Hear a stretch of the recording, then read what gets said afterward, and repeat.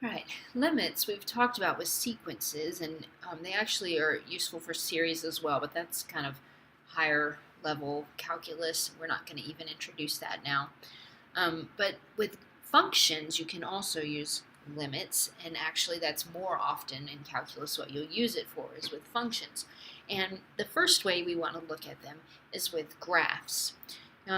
Now, let's say we have a graph that looks like this, and we have an asymptote at x equals 4, and let's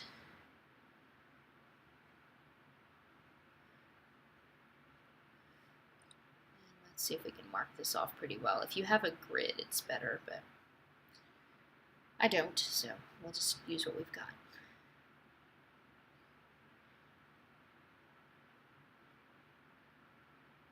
And let's say you've got a hole at this point here, and it looks like this. And we got a point there. All right, so if we have this function right here, we can look at it with limits. For example, we could say the limit as x goes to 1 of this function.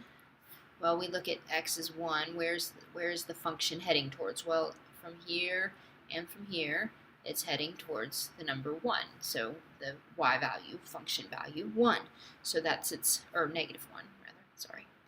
Then that's its limit, negative 1.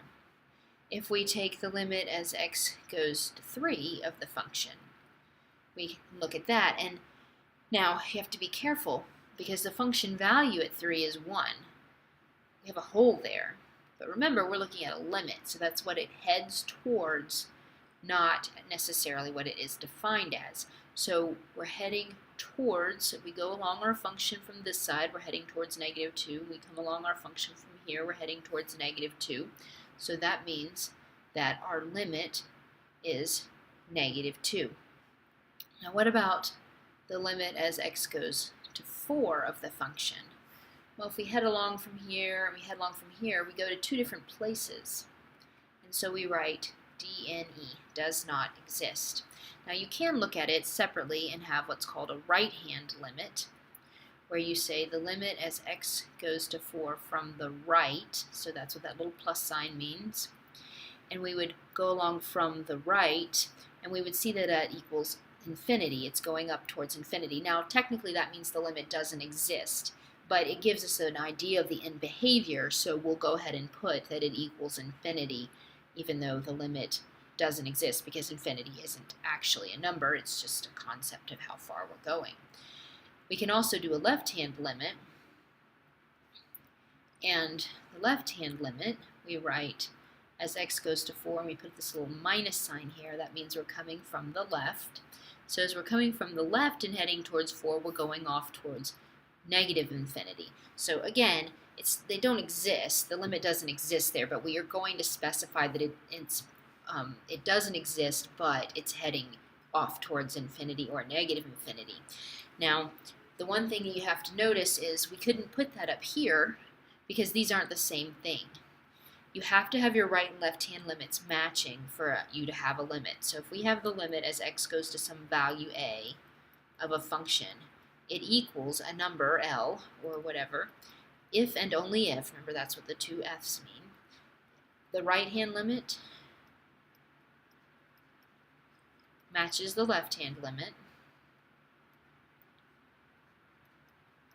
and they equal L. So if our right and left hand limits don't match, then we just say that the limit doesn't exist, and we just put DNE does not exist. So graphs are an easy way to look at this. You can look at it on your calculator. You can use the table function on your calculator once you have the graph so that you can see the values as you get closer and closer, and that can give you a lot of help on figuring this out. Now, specifically in calculus, you're going to have to be able to calculate the limit, and when you get to calculus, we'll learn all kinds of different techniques in doing that and use those. But when you have the graph, it just gives you an idea of what you're heading towards.